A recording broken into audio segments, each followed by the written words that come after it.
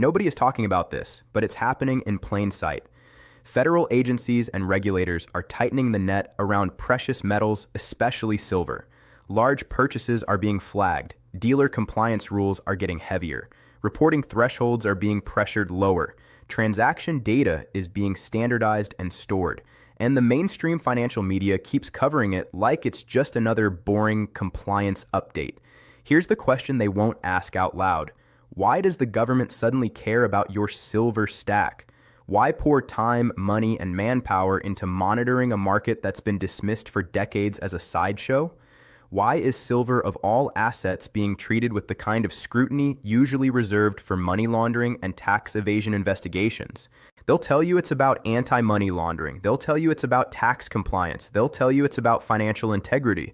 That explanation doesn't hold up, not when you look at what's really driving this push. The real reason is tied to a number they don't want you thinking about, because once you understand it, the entire precious metals crackdown suddenly makes sense. It's a number big enough to explain everything from expanded reporting to the long-term risk of forced policy solutions. That number is $47 trillion. And once you understand what it represents, you'll never look at silver regulation the same way again. Over the last few weeks, I've been following the breadcrumbs most people ignore: fiscal gap projections, actuarial tables, long-term obligation reports, and the fine print appendices that rarely make headlines. What I found isn't a fringe theory. It's visible in official numbers, embedded in government publications, and indirectly acknowledged by the agencies building the surveillance framework. They're not hiding the data. They're relying on you not connecting it. Welcome to Bridgeport Finance.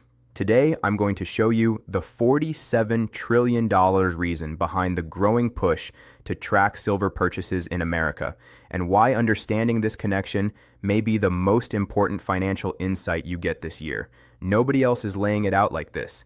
That's exactly why you need to hear it. Let's start with the number itself, what $47 trillion actually represents, and why it terrifies policymakers in Washington. You've heard the official U.S. national debt number, roughly $36 trillion. That figure gets headlines. It fuels political fights. It dominates debt ceiling drama. But that number is not the full picture, not even close. The larger reality includes what accountants call unfunded liabilities, promises already made that have no dedicated funding set aside to pay them. Social Security commitments, Medicare obligations, federal pensions, veteran benefits, Medicaid, and the long list of entitlements and guarantees Washington uses to win votes today while postponing the bill for tomorrow. When you include these long-term obligations, the math changes fast. Official trustees' reports consistently show Social Security's long-term shortfall in the tens of trillions, depending on assumptions and time horizons. Medicare's projected gaps are even larger. Federal pension and benefit obligations add more. The total long-range burden, depending on methodology, can reach well into the hundreds of trillions, compared to a roughly $36 trillion stated debt and an economy producing about $28 trillion in annual GDP. But here's why $47 trillion is the key number. That $47 trillion figure represents a 30-year fiscal gap, the difference between what the government is projected to spend to meet existing commitments and what it's projected to collect under current law over the next 3 decades. This isn't a 75-year hypothetical. It's not sometime in the next century. This is the next 30 years, the period that matters for anyone building wealth right now. Think about what that means. Total U.S. household wealth is estimated around $150 trillion when you include homes, equities, retirement accounts, bank accounts, and business ownership.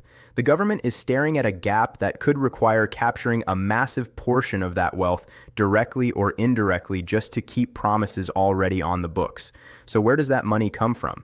Now we get to the connection that almost no one is making. When a government faces a fiscal gap this large, it doesn't just cut spending and raise taxes in a neat, painless way. It needs to identify where wealth exists, track what can be tracked, and build systems that make extraction possible, whether that extraction comes through taxes, penalties, forced conversions, or emergency measures. Look at the categories of wealth that are already easy to monitor. Bank accounts are monitored. Deposits, withdrawals, transfers, everything leaves a trail. Brokerage accounts are tracked. Trades, dividends, interest, capital gains reported and logged. Real estate is tracked. Deeds, mortgages, property tax records public and searchable. Retirement accounts are tracked. 401ks, IRAs, pensions documented and regulated. Income is tracked. Wages, contractor payments, interest above minimal thresholds reported. So what's left that's still hard to see? Physical cash, private valuables, art and collectibles, certain luxury goods, some crypto activity, although the net is tightening there too. And until recently, one of the last meaningful blind spots in personal wealth visibility: physical precious metals, especially silver. Americans hold significant amounts of gold and silver outside the banking system: home safes, private vaults, safe deposit boxes, personal storage, and yes, even the kind of off-grid hiding places people don't talk about publicly. That's wealth the system can't automatically measure, tax, freeze, or control with the push of a button. In a normal environment, that blind spot is tolerated. In a $47 trillion environment, it becomes unacceptable. This is why the new precious metals reporting pressure isn't fundamentally about money laundering. If the true goal was stopping illicit finance, regulators would focus far harder on channels where laundering is historically bigger: real estate, shell structures, art markets, and complex cross-border flows. The metals push is about something simpler and more strategic. It's about inventory. It's about building a database: who bought, how much, when, and through which dealers. It's about closing one of the last remaining gaps in wealth surveillance. Now look at the timeline. After 2020, demand for physical precious metals surged as confidence in the dollar and institutions weakened. Supply constraints appeared, premiums widened, new buyers flooded the market. Silver moved from a niche stacker culture into mainstream conversation, helped by viral narratives, online communities, and visible spikes in retail demand. Then the compliance machine started moving. Dealer requirements grew more complex. Reporting attention increased. Implementation accelerated. More infrastructure, more monitoring, more emphasis on know your customer and documentation workflows. This is not random. This is cause and effect. A government staring down an enormous fiscal gap has a strong incentive to know where wealth is, and precious metals represented a place wealth could hide. That gap is being closed. Now let me show you the historical pattern that makes this even more obvious. When governments enter deep fiscal stress, they tend to follow a predictable progression. This pattern repeats across countries, decades, and political systems. The details change, the sequence doesn't. First comes denial. Leaders downplay the problem, promise growth will fix it, and delay the pain. Then comes monetization. Money creation ramps up, central bank balance sheets expand, and inflation quietly erodes purchasing power. After that comes financial repression policies that punish saving, keep rates below inflation, and nudge citizens into trackable, controllable assets. Then comes asset identification, expanded reporting, lower thresholds, bigger databases, tighter compliance nets. And finally comes extraction. Extraction can be soft or hard. It can show up as wealth taxes, special levies, windfall profit taxes, forced asset conversions, emergency restrictions, or in the most extreme cases, outright confiscation. If you want to understand where we are, don't get distracted by partisan headlines. Follow the pattern. History gives plenty of examples. In 1933, the United States forced the surrender of gold holdings through executive authority, then revalued gold in a way that dramatically shifted value to the state. In the mid-20th century, various governments used ownership restrictions, licensing requirements, and capital controls to prevent citizens from protecting wealth outside the system. In modern times, deposit seizures, emergency bank bail-ins, and sudden currency changes have shown how quickly governments can move when the fiscal math turns against them. Fiscal stress leads to identification. Identification enables extraction. A $47 trillion gap is the kind of stress that drives unthinkable policy into the realm of necessary. So what does this mean once a precious metals database exists? It creates options. A government that knows what you bought, when you bought it, and approximately what you hold can implement policies that are difficult or impossible without visibility. A windfall, profits tax, becomes enforceable when holdings and cost basis are documented. If silver prices explode in a crisis, a special levy can be justified politically as fairness and executed mechanically through the paper trail. Unrealized gains taxation becomes easier to extend when assets are trackable.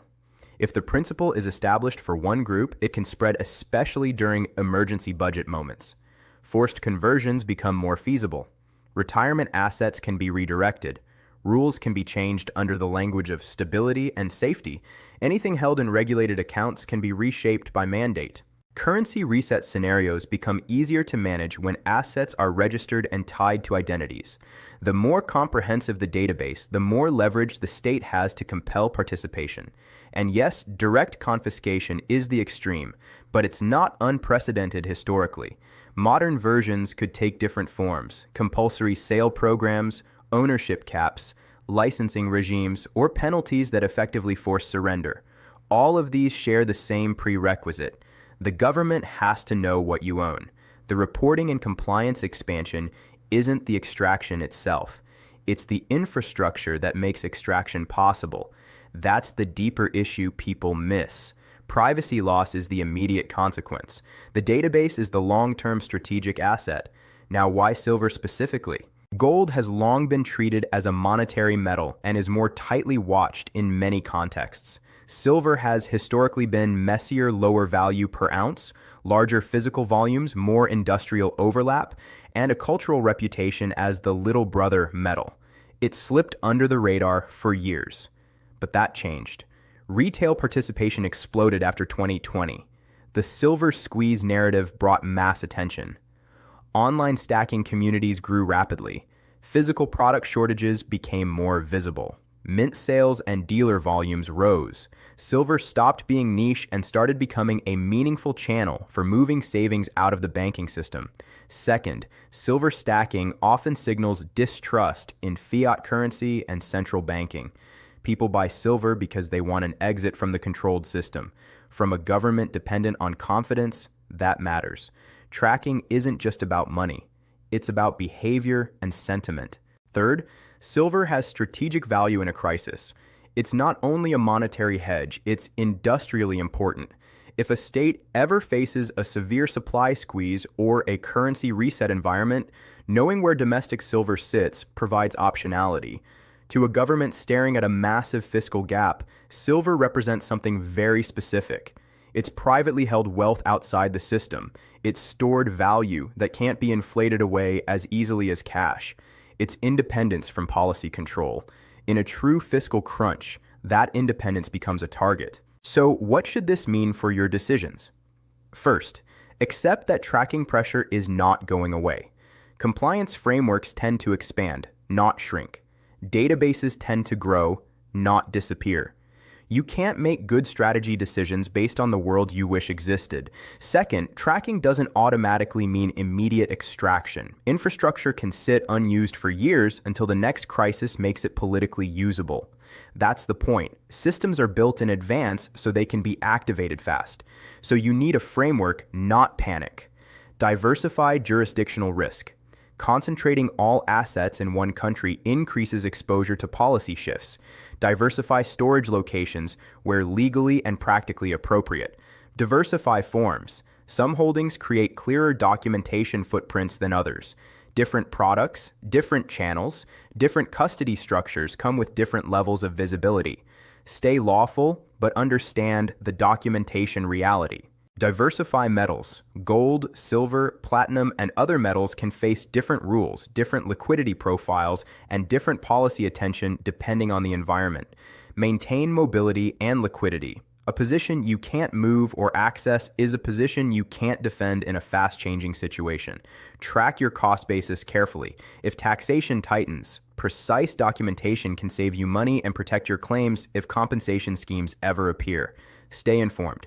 Regulation changes quietly, then suddenly. The time to understand the rules is before they tighten, not after. And most importantly, decide what level of visibility you can personally tolerate. Some people choose full transparency and accept tax consequences as the cost of compliance. Others prioritize minimizing visibility within legal boundaries. Both are rational strategies depending on probabilities and risk tolerance. What isn't rational is ignoring the connection. The fiscal gap is real. The pressure to identify wealth is real. The pattern is real. Pretending otherwise isn't optimism, it's denial. If you own silver, this should clarify the real stakes. You didn't buy silver because you love shiny metal. You bought it because you sensed the system's trajectory wasn't sustainable. You bought it because you understood that wealth inside the fully monitored financial system comes with policy risk, and now the system is signaling something important back to you. They don't build compliance infrastructure for worthless trinkets. They don't lower thresholds and standardize reporting for assets that don't matter. They track what has value. They track what could become politically useful. Silver is being tracked because silver is real wealth, and real wealth becomes especially interesting to governments facing massive long-term gaps. This doesn't change what silver is. An ounce is still an ounce. Industrial demand still matters. Supply dynamics still matter. Silver's monetary characteristics don't disappear because regulators take an interest. What changes is your awareness. You can see the playing field more clearly. You can recognize why the pressure is happening. You can stop treating reporting as a minor annoyance and start viewing it as part of a wider fiscal response. That $47 trillion gap will be addressed one way or another through benefit changes, currency debasement, taxation, or extraction from private wealth. Building tracking infrastructure expands the extraction menu. Now you know why. Hold your silver with clear eyes, not fear clarity. Understand that its value is precisely what makes it a target for monitoring. The mainstream media will frame this as a technical compliance story. Privacy advocates will frame it as surveillance. Stackers will call it a hassle. Almost nobody will connect it to the fiscal reality driving the system. Now you can. The government faces obligations it can't meet through normal means. Wealth must be found. Precious metals were a blind spot. Reporting closes that blind spot. The database creates inventory. Inventory enables whatever policy actions become necessary when the next crisis hits. That isn't a conspiracy.